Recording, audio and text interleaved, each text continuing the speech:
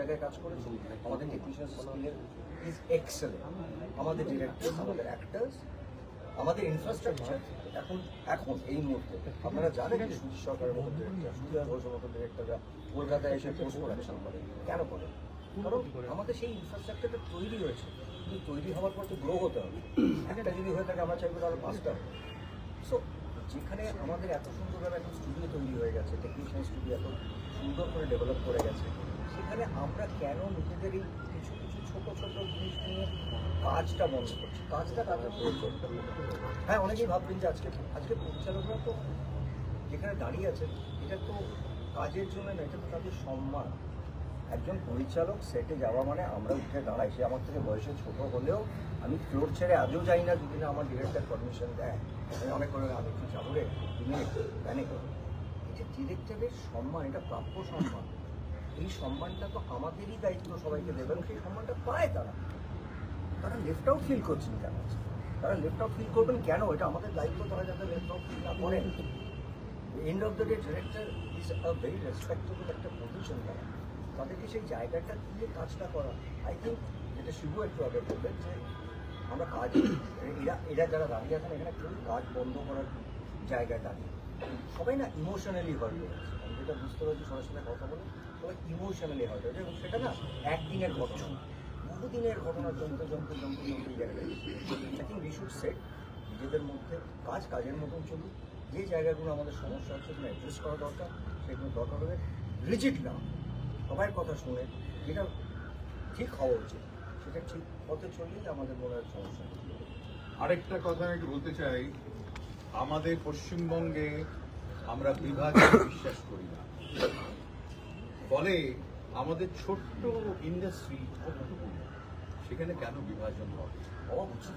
উচিতই নয়। আরেকটা হচ্ছে যে একটা আইনি এখতিয়ারে সবকিছু হচ্ছে কিনা এটা আমাদের একটু রিভিউ করতে হবে, তাহলে কিন্তু সমস্যা মিটে যাবে।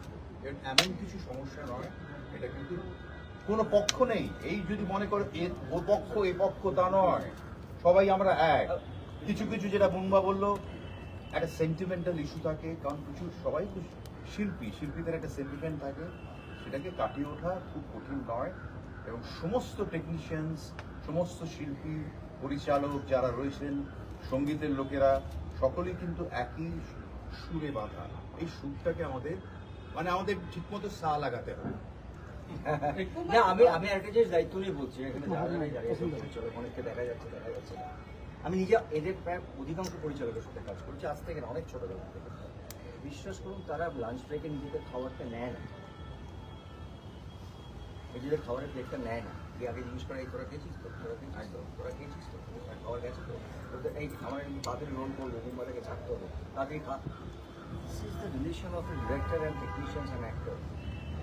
ডিরেক্টররা কি দেখবেন লাস্টে খায়, তারা কি জিজ্ঞেস করে টেকনিশিয়ানরা টেকনিশিয়ান তো আর্টিস্টগুলো তো খাওয়া হয়েছে না। এই সম্পর্কটা আছে বলে আমরা ভালো সিনেমা এখনো উপহার দিতে পারছি, এখনো ভালো কন্টেন্ট দিতে পারছি। এই সম্পর্কটা যদি নষ্ট হয়ে যাবে না, আমার মনে হয় আমরা end of the day emotions থেকে কাজ করি সবাই।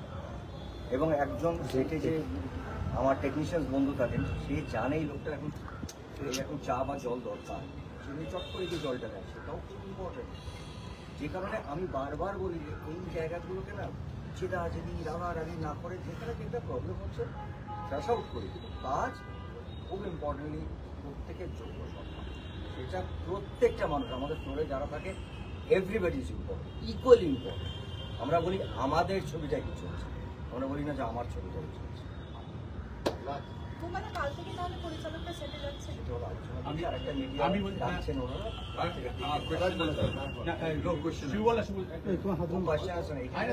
আলোচনা চলছিল,